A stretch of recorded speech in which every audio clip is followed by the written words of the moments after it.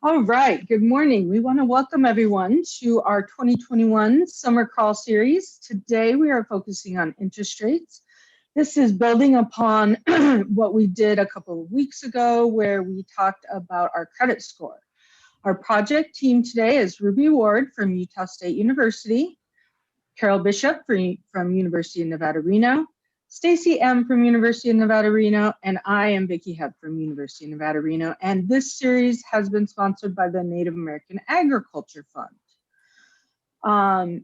And today we're going to start with Ruby Ward. She is a professor and economist at Utah State University, and then we will next have Carol Bishop as well. Ruby? Thank you. So I always feel like when we talk about interest rates, like where does this interest rate come from? You know, I see it on my credit cards, I see it, on bank loans and stuff, but I always kind of wonder, where is this mysterious type of thing? But really the interest rates drive everything related to how much you have to pay back. And so I always like to start with kind of, what is that? Where does that come from? And so if you think about your interest rate, and let's see, I think I reordered these. So there's three components: time, inflation, and risk. And so time and inflation are the same for everybody. And so these two, everybody's going to have those in their interest rate. But the risk component is what differs between yours and somebody else's. And I'm going to go through each of these and kind of tell you where they're coming from and what they are a little bit. But just keep in mind that this is the part that is different for everybody, but this is also the part that you can control a little bit.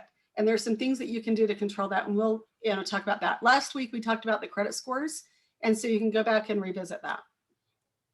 And so if you wanted to buy a soda and you're at the movie theater, it's going to cost you $3 to $4. If you wait till you get out of the movie and you stop by a gas station, it's about $1.20 to get something. Sometimes they're a little bit more, sometimes you can get them for a little bit less, but say it's at about $1.20. If you waited and actually didn't get it at the gas station when you were getting your gas after the movie theater, but you went into the grocery store and you're buying, like a 12-pack or something else, you can probably get it for like 60 cents. You even see like the 1 liters, for $1, you know what I mean, or $2 or something. And then if you wait though at the grocery store for a sale, you can find like 2 liters for $1 a piece. You can find the 12 packs for, like $2.70 or something. And so you're getting down to where it's about 30 cents a can for that soda. And so why are we willing to pay $3 and $4 or even more sometimes sometimes when we could really, if we just waited, we could get it for 30 cents. And the reason is you wanted it now. And so if I tell you have to wait for something, then you have to pay more for it. And so with the same thing with our money, if I give you my money to let you use my money for a while, which is what a loan is, I don't have it now. And so I have to be paid something to be able to give it to you that I wait to have my money back. And so that's why we have a time component in the interest rate. And so everybody's going to have that time component. In order for the bank to give you the money now, you have to pay for it. In order to let someone else use your money, they have to pay you. So if you were giving it to somebody else, you'd want that back too. And so that's your time component. And again, it's the same, the bank's figuring out the same thing for everybody. And so you're just compensated for delaying the use of your money. In the case of a loan, the bank's compensated. If it's savings, it's going to be you compensated. The next component is inflation. And so some of the ways that I think about inflation, I think are good ways to kind of think through it is, if you think about a candy bar in around 1950, it costs about a nickel. And we really say, well, is candy more expensive now or then? And you can say, just by looking at that price, we could go in and see what a candy bar costs today, but we don't really know if it's more expensive or not because of inflation. But the difference, because inflation is just saying that because of the way that our money works, things are going to get just a little bit more expensive over time. And that's the inflation rate. So it makes it difficult to tell whether something really is more expensive now versus other things. And so you can go into bls.gov, and you search for an inflation calculator. And I did this a couple of times when I had people like at a family party, like after Thanksgiving, everybody was sitting around really bored. And so I pulled this up when I was playing around with this years ago, and we kind of put some things in. And when you have multi-generations, it's kind of fun because it allows you to go back to 1913 and then put in, I did the screenshot in 2016, but you could go up to 2021. And so you put in how much it was worth, you paid before, so your nickel, you click the calculate and it'll pull up what the value is today. And so when we did this with multiple generations, so I put in the 5-cent nickel for the candy bar in 1950, and I clicked the button and it was 49 cents today. And so then we could talk about it. But we did things like their house, like my parents, when they bought their first house, different people's jobs, what their first jobs, so like the grandparents' first job, the parents' first job, the grandchild's current, first job, and just kind of saw those things. So it's kind of fun, but really it's just to illustrate that 5 cents in 1950 is the same as 49 cents in 2016. And so if somebody else is using your money, when you get it back, it's not going to buy as many things. And so you have to get more back to be at the same rate. And so that's why we have inflation as part of that interest rate. And so the third one, which I said was, this is the one that's different for everybody. So time and inflation, it makes sense that you have to be compensated for that because, it just affects everybody. But risk is the bigger chance that you're not going to pay back the loan, then that's going to cause your payment to be bigger. And if you need to be compensated for the risk of lending through a bigger return. So if I'm lending money to somebody and I'm not sure if I'm going to get the money back or not get the money back, and I wasn't getting anything for it, I would just say no. Because if I don't know that I'm going to get it back, why would I give it to you? But if you tell me, well, no, I really will pay you back. I'm promising, you're signing that contract, and I'm going to pay you back this much extra. Then I'll say, well, you know what I mean? There's a chance that it still they might not give me my money back. But if they do, they're going to give me all this extra money. So that's worth it to me. I'll take that risk. And so that's why that risk component is there. And the way it happens is through our interest rate with a higher rate.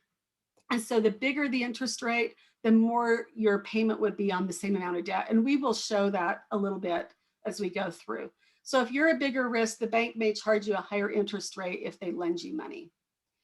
And payday loans. So I pulled this off for Utah for last year. And the interest rate on a payday loan was 522%. And because for like $100 loan for just, I think it was 7 days for 1 week, they charged $10. So 10% for just holding onto it for 1 week. And so that is enormous. And the highest rate charged, that was the average, the highest rate charged on a payday loan was 2,600%. So we think about some of the credit cards having the highest interest rates, but these payday loans just blow them out of the water. And so this is really something that you don't want to get into, because it's when you see these higher interest rates, and Carol's going to talk to you a little bit later, but higher interest rates to me just means, I translate that to really hard to get out of that debt, really hard to get out of the debt. And the bigger it is, the harder that it is, and the more amount that you have in that type of a debt, the harder it is to really deal with it. And so you do it once. Yeah, and this goes back to credit scores that we talked about a couple of weeks ago. You would be in this situation to have this enormously high interest rate if you didn't have the credit to get a low one. Mm-hmm. Yeah, and so here's some just examples of the spread that you see in those interest rates with different credit scores. And so if you didn't see last week's presentation, they've got it recorded. You want to go back and really kind of hit that and stuff. But this was just to, again, kind of take the mystery out of what an interest rate is. And so if you think about the payday loan, and the risk is you know, that extra that you pay, they're thinking payday loans are really, really risky. And so that's why they're charging it. But I'm also guessing they're making an enormous amount of money on payday loans. So that just kind of, again, gave you kind of that background on what those interest rates are composed of. And then Carol's going to show you some practical type stuff with what it actually looks like. So take it away, Carol.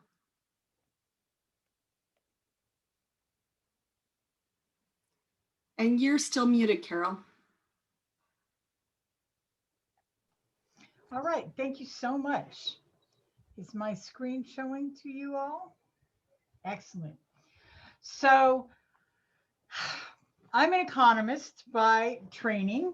However, you know how the cobbler's children have no shoes, the mechanic's wife's car never runs right. I am not above using my own bad example, so that's what I'm going to be doing here today. So, and I'm going to show you examples of credit cards, where to find your interest rate, so you know what it is. They kind of hide it back a little. I'll talk about late payments and how that can really kill you. How this interest adds up, and then some other things like promotional purchases. So this is my credit card statement from last month. As you can see, I have a Southwest Rapid Rewards credit card. Right here. So if I currently owe $13,241 on that. And as you can see, and they tell you right on the first page, if I don't use any more charges, if I don't make any additional charges, and I only pay the minimum, it's going to take me 22 years to pay that off. Okay, and I will end up paying $26,000, so more than double on that credit card. If I pay $448, which is an additional $160 even, not even double, but just that, then it drops my balance being paid off to 3 years. And I save $10,000. Now, the nice thing about this is they don't want you to get so behind that they have to come collect their money from you. So they do offer, if you'd like information about credit counseling, most statements will have somewhere on the front of it a phone number like they do at the bottom down here to get some help. So also they let you know, there is a lot of writing on these. If they don't, however, like get your payment on time, you can not only have to pay the late fee of $40 as it shows up here, but your annual percentage rate or APR can increase to a maximum penalty APR. In other words, one late payment and they can up your rates to almost 30%. Okay, so that's the first page of my part of the first page. The other bottom half is my personal information. With Carol, can I just mention something? Do you recommend on that first page that, you know, a lot of times you can sign up for an automatic payment, and you can do that automatic payment at the least amount to just make sure you're never late? Because I know that's even happened to me sometimes, is you can be a few hours late and then it picks up that APR. And it might be better just to do an automatic payment to make sure you're never late, but then you have to have the money in your account too. I think that's a personal preference. I can see where it would be an advantage to not being late. If you're going to do that, you need to closely monitor your account to make sure they're not taking more. And if it's going to be something long term, that's fine. But they should also give you a reduced rate. I personally don't allow any automatic payments out of my account. The only automatic payment that comes out of my account is one that was for I took a loan on my retirement, and I did not have a choice. That's through the university, so they automatically took that out, whether I wanted them to or not, because I've heard too many nightmare stories about automatic loan payments, trying to get them to stop. But if it's for a long-term debt like this, then that may be helpful. So this is part of the second page of my statement. This is all the small print regarding everything about everything. And like I said, this is only about half of it. So that's page 2. But it's what to do, how to avoid paying interest, if you could, and how to convert it to it, how to manage your account, all that sort of information is all that fine print.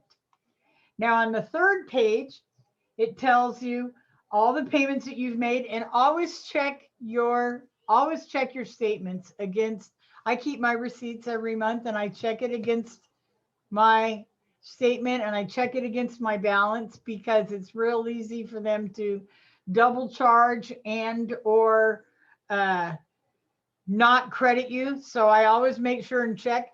And another thing that I do when I'm out and about is, and I used to travel quite a bit with the group of ladies here. And when I would buy a meal or something out to where I could leave a tip, I would always make that tip to where the final amount was a 00. So 20, I'd go out and eat lunch and raise the tip so it was $20, or go out and eat dinner and raise the tip to where it'd be $38, so that end amount is 00. So it makes it really easy if you're just like buying food or something like that out to say, oh, that's not mine. I know that. Now, down here, it tells you how much interest has been charged this period, as well as my total interest on this money. So as you can see, so far this year, with just that $13,000 in debt, I've already paid almost $800 in credit card interest on that one account. And this is page 3. So then in page 4, we finally get around to the part where they tell me what my actual interest rate is. So my interest rate for purchases on this card is 13.24%, which is not bad for a credit card. V, the little V after that, means it's a variable rate. That means that it's subject to change. And a lot of credit cards are like that. They're the prime rate plus something. So that can change, and you'll get a notice saying, oh, your prime rate, your rate is going up to this, or rate is going down to that. So it is variable, as opposed to a fixed rate that are things like home loans are usually a fixed rate, or a car loan is a fixed rate. Most credit cards are variable. And then it's also D, means it's daily balance method. So that means if I charge I have a balance of $400 at the end of the month, and I charge a $20 item on the 5th of the next month. Well, then they start charging me interest on that $420. It's by the day. As you increase that, it doesn't wait till next month and say, oh, you're up to $420 now.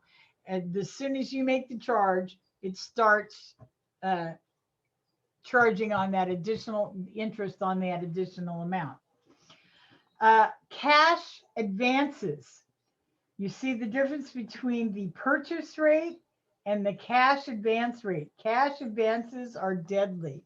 That's once again getting into those higher rates where it will make it more difficult to pay that credit card down or off. So this was I have been keeping an Excel spreadsheet of my costs since 2007. I know where every dollar of my money's going. It's not always a good place, but I know where it went at least. And at that time, this was my credit cards that I had, and along with the interest rates. So I had a Wells Fargo credit card with a 17.7% interest rate.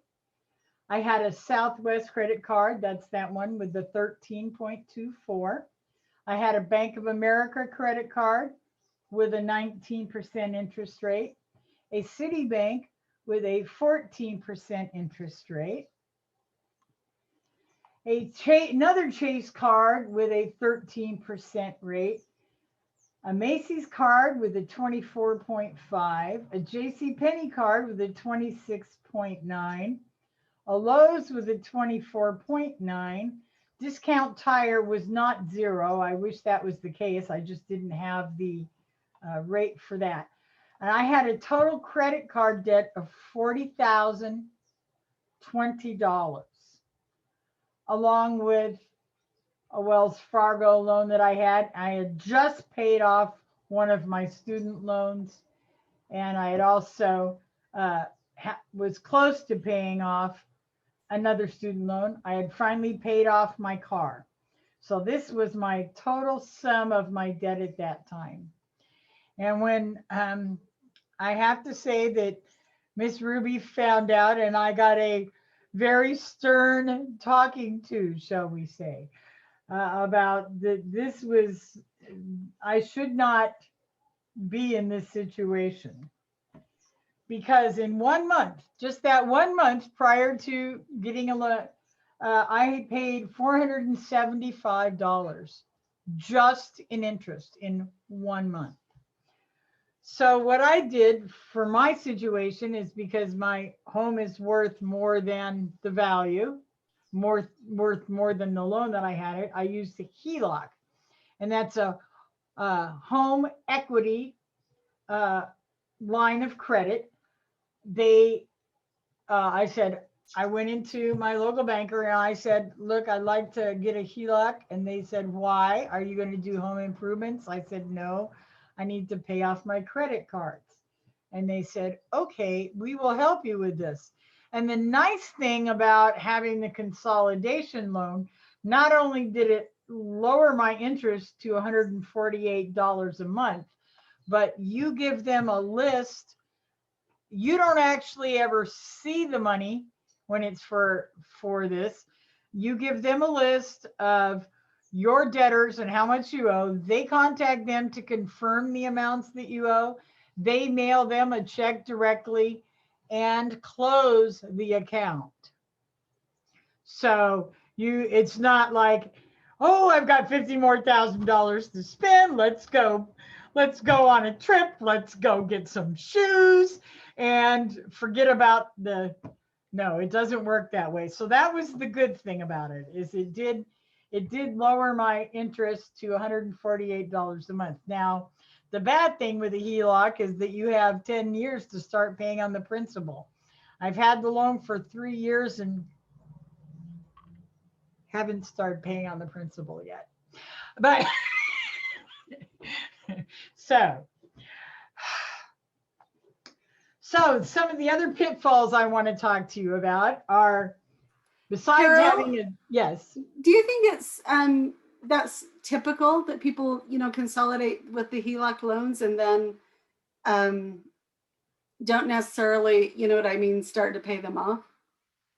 I don't know. I know that I'm going to, because otherwise my home loan will be such that I will not be able to afford my home once I retire. So they do give you quite a bit of time. It's a 30-year loan, and you only have to pay interest the first 10 years.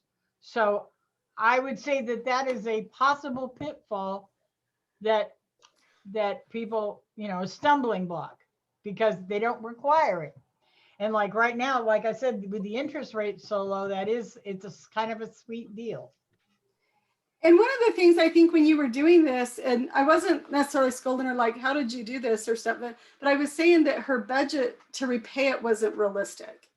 And so when she was putting her money in there, I said, yeah, you're trying to pay this much off, but you don't have that much money coming in. And so there's no way you can do that and stuff. And so by getting that interest rate down at freed up some money to be able to do some, start to pay off some of the other stuff and make the budget more realistic, I think. Yes. Yes, thank you. So, I didn't, it's just, as an economist, you know, like I said, that's my training. And so for me to, I know better, but yet here I was, right? well, I think economics teaches us the math, but I think a lot of this is emotion, you know what I mean? And other types of things and stuff. And I think that you can't underestimate that part of it, but there's always places to go no matter what your current situation is, right? That is. One of the other pitfalls is a lot of cards, credit cards and things will say, oh, 0 APR. And it sounds really good, but once again, you got to go to that, back to that fine print page or read through that contract to say, okay, well, they're going to give me 0 for 12 months, sure. But then it jumps to 21 or 22. So it doesn't really help. Using that cash advance feature, you can see that I would have to be paying 26.99. That would kill me. That, or anybody. Not as much as the payday loans, but almost. Yearly fees. One of the credit cards, I'm trying to figure out if one of my credit cards that has that 13% interest. I also pay a $40 monthly or yearly fee for that credit card. So I'm trying to figure out the balance tipping point at whether it's cheaper to have a little bit higher interest credit card or to have the lower interest rate with the yearly fee. And I've been having trouble doing the math, so I know that other people are as well. So that's something that you should consider.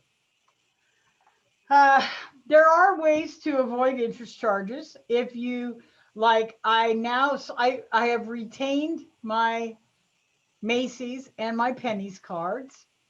And the way that I'm able to do that is I get all my coupons and all my whams because I'm a super bargain shopper. If you pay the cards off at the end of each month, then that's sort of a win-win because they don't expect you to do that. And my sister does this. She has a Visa card. That's how she pays all her outgoing things. And the reason for is sometimes the credit cards are safer than the debit card because if somebody makes a purchase on your credit card as opposed to your debit card, they can put a halt on it or stop it, whereas they can't with the debit card. But she pays it off at the end of each month.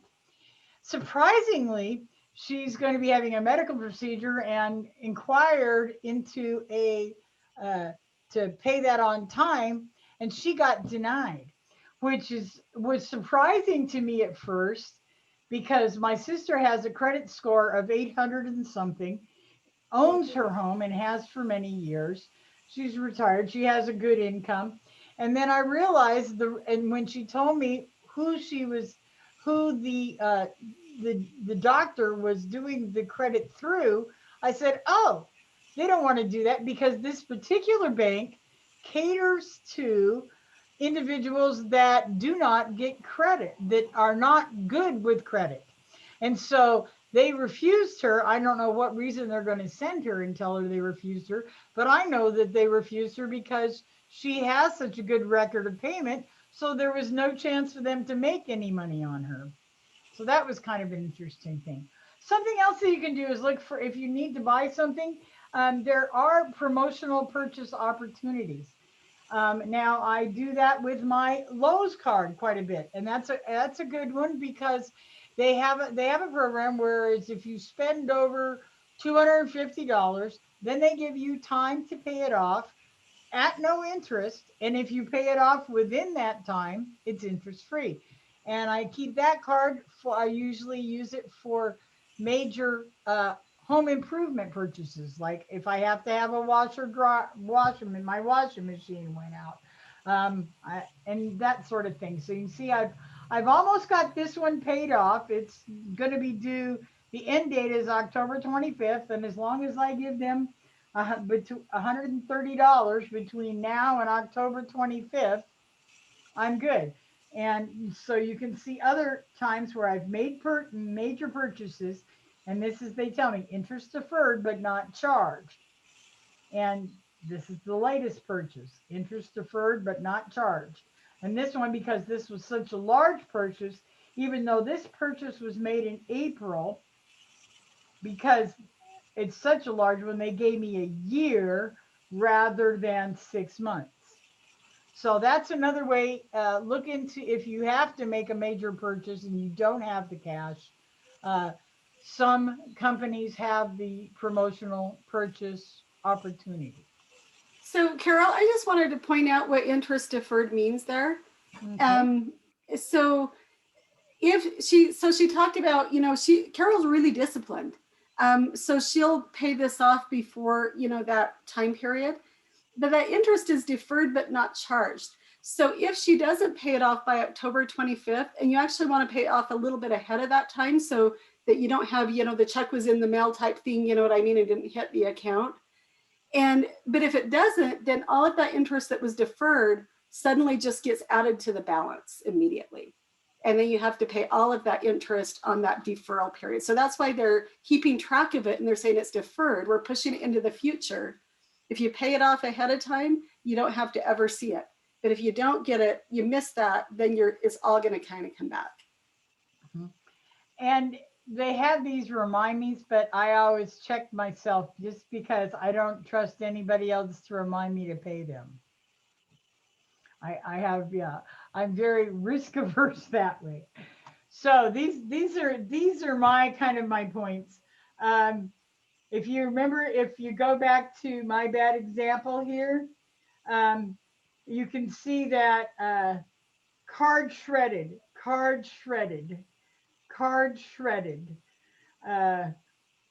Macy's I kept, Penny's I kept, like I said, Lowe's I kept, and then the other ones, like the bad ones, I shredded. Because if you freeze the credit card, it's still accessible. A lot of people say, oh, put it in the freezer, then you can't use it. I know how to work a hairdryer. Okay. But Carol, that works for me really well. Because if it's frozen, then by the time it unthaws, I don't use a hair dryer. By the time it unthaws, I'm already home and I don't need the thing anymore. Ah, see that? Yeah, that probably works good for you. It doesn't work good for me. Well, is what I noticed in today's world, a lot of these places can store your credit card information in our websites. And so even if you shred them, you still kind of have that stored. And I think that's the most dangerous for me is that, oh, the information's already in there. I can just click on this and say, yes, buy now. Like Amazon, right? It's already, your credit card's linked to the account. You can just click. Well, and the other thing is that I used to have horrible, that was a 26.99 was PayPal. And so what I did for that account, because it's quick, easy, I found eBay. It was wonderful. You could buy anything on eBay almost. It's like Amazon. And so what I had to do was make both my eBay and my PayPal passwords things that would remind me not to spend money. So yes, it was a bad word and basically a message to myself, don't buy crud, So every time I had to put that in to buy something. So it's kind of checking myself. And then, like I said, the second point here is using cards like breaking a big bill. So I had a card that I hadn't used since before I paid it off back in 2018 because I had lost the card or something and I just never bothered to get it back. So it was an account that was open but idle. And when they switched to chips, they sent me a new card. Well, I've just been carrying that around in my wallet for about maybe a year and a half. Not really paying attention to it, thought, okay, well, this is my emergency thing.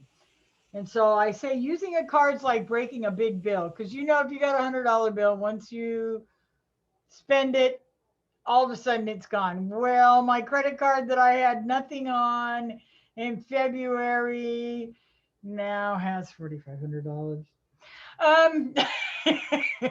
So I say that using a card is like breaking a big bill. Once you do it, it's like much easier to add more onto it.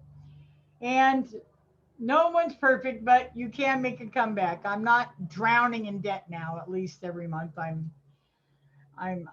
got my floaties on. I need to swim a little closer to shore, but it is possible. So no matter where you're at, it can be fixed. So thank you. I think the other thing that needs to be pointed out is there's times when you're going to need credit cards. There's something that happens in your life that, you know, you just have to use them. And to not be ashamed of using them, but to try to manage them. Because, I think all of this is a tool, and it's just like a hammer. If you misuse a hammer, you can have a sore thumb pretty easily, right? You know, or something else. And so I think it's learning how to use some of these tools and realizing you should intentionally use these and understand kind of what the effects are, instead of just kind of swinging that hammer around and hitting you and hitting your neighbor and, you know, I mean, everything. And a hammer can also destroy your window. When I was little, I hit the screen door of our neighbor's house and destroyed their window and their screen door with a little toy hammer. But I think it's just kind of, I feel like the more control you feel like you have over this, and the less that it's just this mysterious thing that's out there, the easier it is to kind of change things. And even like what Carol was saying, you know, you can always kind of come back. But when you broke that big bill and you made that credit card, you know, you started putting that on, then I think it's easier to tell yourself, oh, I can't come back from this. And so I'll just keep, you know what I mean, putting money on it. But really, if you stop and say, no, I know what to do with this situation, then I think it's easier to kind of take that control back. And sometimes just realize, you know, don't you beat yourself up over everything. Like Staci says, sometimes there's medical issues, there's family issues, you know what I mean, that they just happen. But at least tell yourself, I didn't put it on a payday loan. Because, you know, and so there's those things too. And we're just gonna do a little bit. I'm gonna share my screen. If I remember how to do it from my phone. Okay, while you're doing that, I didn't do our first poll this at the beginning because we didn't have everyone on. So while Ruby's doing that, I'm going to do our first poll. So here's the app that we talked about the first week, this MiFi Assist. You can see the little money bag. So I'm going to click on it, and then it'll pull up the app. And so in personal preferences down here at the bottom, I've got hay bales in there for $14, but you could also put like hours worked and stuff. So we'll just leave it there. And then Ruby, I think Vicki wanted to do her poll real quick. Yeah, can I do my poll really quick? Yeah, Just sorry, I didn't realize that I was doing that. Yeah, no worries. Screen share? I just want to do the first one first, and then we'll do one at the very end as well. I don't know how to start my, can you? Okay. Oh, there. Yeah, it doesn't matter.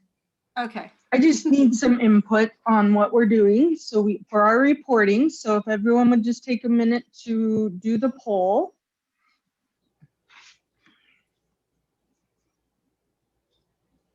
Perfect. Perfect. And then I got to go get my iPad so I can screenshot this because we don't trust technology sometimes. Oh. I don't know where it is. Okay. All right. Perfect. Okay, thank you, guys. Okay. So here's your options, and I'm going to click paying for a loan because we have to pay for our loan.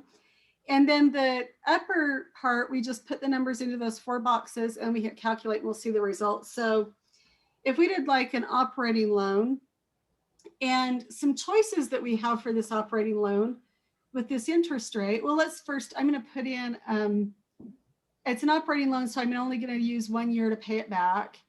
And I'm going to put in, how much should we have as our operating loan?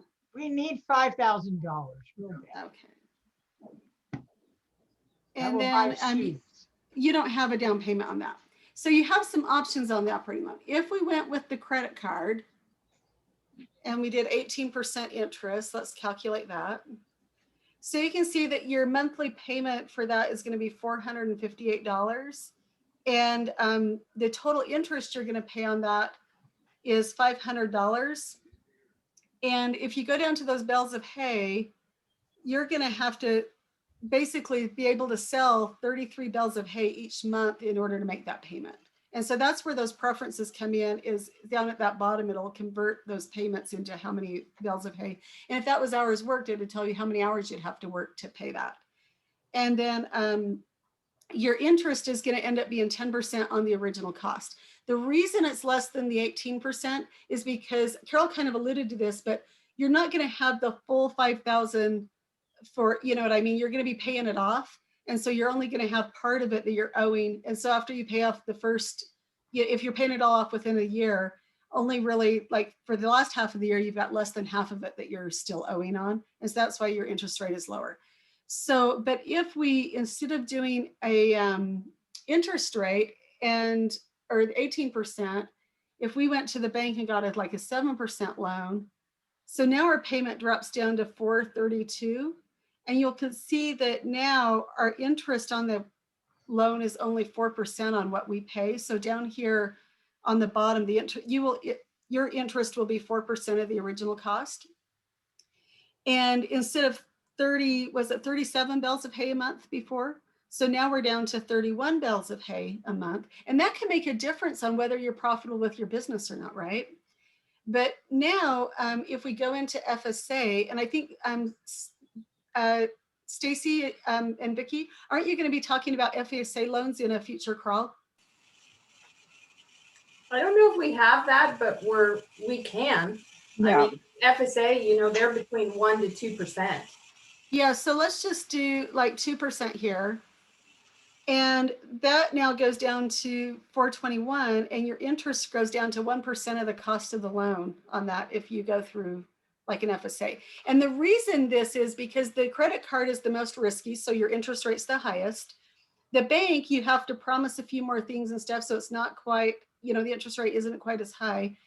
And with FSA, the federal government is basically putting a guarantee on that loan. And so that's why the interest rate can come back down to a really low rate, is because somebody else is bearing the risk of that rather than you as, your risk, your situation. So if you did it to buy some cows, so say we want to buy like 20 cows, and we're going to do the same thing if we bought them on our credit card, but now our cows, 20 cows is going to be $22,000 if we bought them at $1,100 a piece. So that's going to cost us a monthly payment of $2,000 on that credit card. And you're going to have to sell 144 bales each month, or 1,700 bales a year for that. But if we do it from a bank with 7%, that brings that monthly payment down to $1,900. So that helps us, a bit. And you only have to sell 136 bales a month. And so by really but it probably takes a little bit. How fast can you use a credit card for that? Really fast, right? Because once you have the credit card, you can just whip it out. But with the bank, you have to go in and do it takes you a little work. It takes you a little bit of time to get that done. And then FSA is also going to take you a little bit of time to get done. So let's move this down to our 2% for FSA. And you can see that that's going to come down to $1,850. So we're going to save a little bit more per month. And that may not seem like a lot, but how much is your time worth? You know what I mean?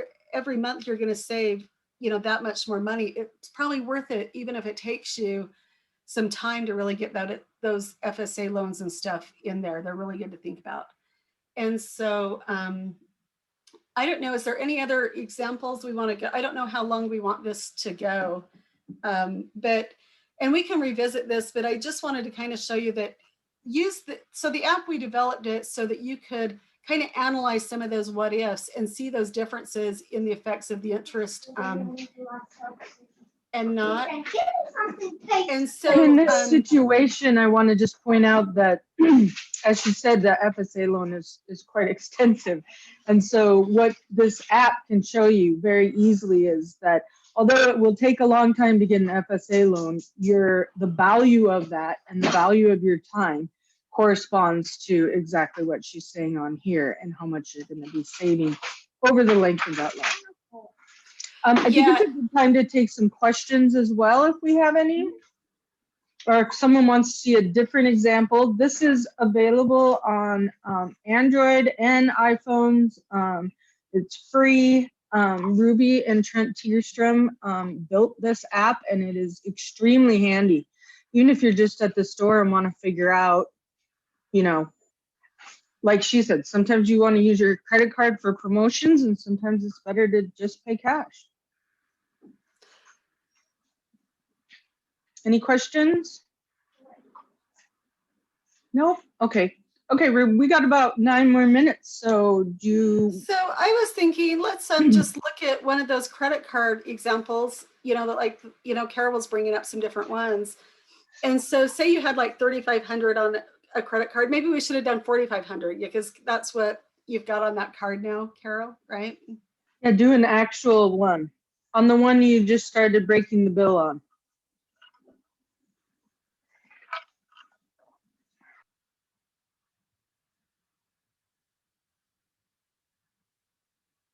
Oh, you're muted, Carol. We can't hear you. Okay, let me pull up my Excel spreadsheet. And my credit card is currently at $4,430. And that Sony card has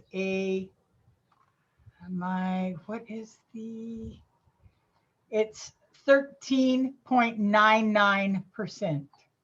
We'll just put 14 in there. For 13.99 and 14's the same. Okay, so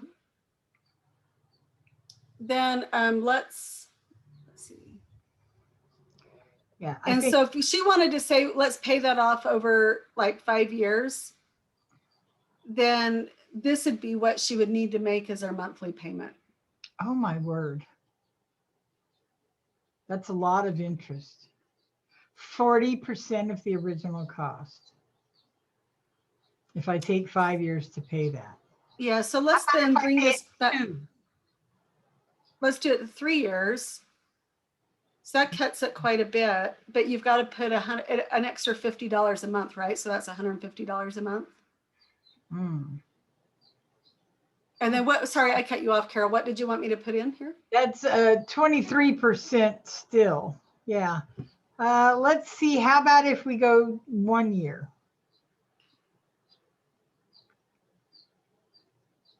Okay. 8%. That's a big payment, though. Yeah, 2 years. Yeah. Okay. 15. And then the other thing is there some place that she can, you know, borrow the money for a lower interest rate? So, you know what I mean? Can you convert that into something else? And so this is $200 a month, but say we could convert that into like a 9% rate somewhere. Then that can, you know, you can see that balance transfer thing. If somebody sent me a credit card with a really good rate. But you have to be careful with those things, right? Because it's easy, you know, again, I think this is emotion and psychology as much as it is the numbers. But what this is meant to be is just to give you a little bit more control. And so if you also, if we come over here, let's see, paying off a credit card. And so this little tab kind of brings up the menu. And so I slide it over, I click pay it off for a credit card. How long will it take me to pay off my debt? So we could do that same thing. And so you had 14% interest. The balance was it around 4,500? How much? 4,430? 4,430, yeah. And then how much are you going to make as a monthly payment? I only really would like, let's see what I've been paying. What's your minimum payment?